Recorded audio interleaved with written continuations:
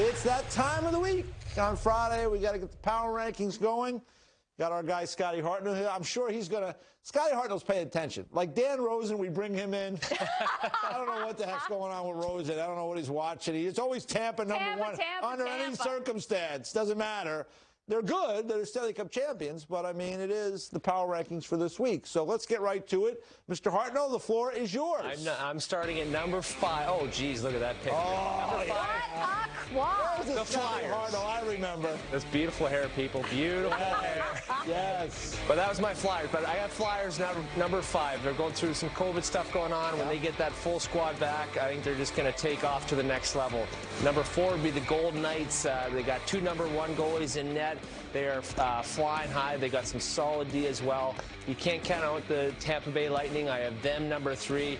Vasilevsky, the Cat in net. Obviously, we heard about McDonough and Hedman and Point and Stamkos and this guy. Yeah, talk on forever.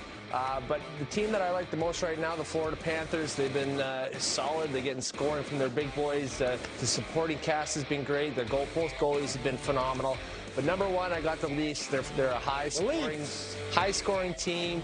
They're playing better defense, and you just can't keep these guys off the score sheet, especially Mr. Matthews and supporting cast.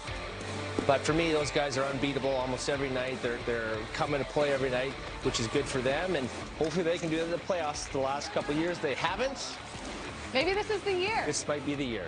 That's my power rankings. Might be the year. Well, I like the energy. I'll tell you, you are almost perfect. Almost? With that list. Almost perfect.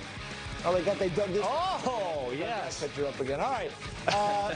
We are in sync, except for, you were contractually obligated as a former Flyer to have the Flyers in, no matter what the circumstance. Yes. You have the 5. I have no really obligation other than to say, hey, why not the Hurricanes? So Hurricanes have been playing really well. There was a number of teams I could have had at 5, actually 4 and 5. I decided on the Canes at 5 and the Golden Knights at 4. The Canes and Panthers had a great game the other day. That was a game we were on before the game, Jackie. Yeah, that was a real fun game. I'd love to see them play in a 7-game series. I have the Lightning at 3, Panthers at 2, the same as you, and the Leafs at number 1. I mean, what can you say about the Leafs right now? 13-3-2. They're getting it done night after night after night, and when they lose, as they did to the Senators this week in a crazy comeback, we're really surprised because the Leafs, we expect them now to get the job done. So we are in sync for the most part. You probably should lock down a 5-1 lead, right? Going into the Yeah, 1,000% you should. I mean, the reaction to the epic collapse, we're not understanding. But you know what? They bounced back and got 2 straight wins over the Senators, and the Senators were feeling good about themselves.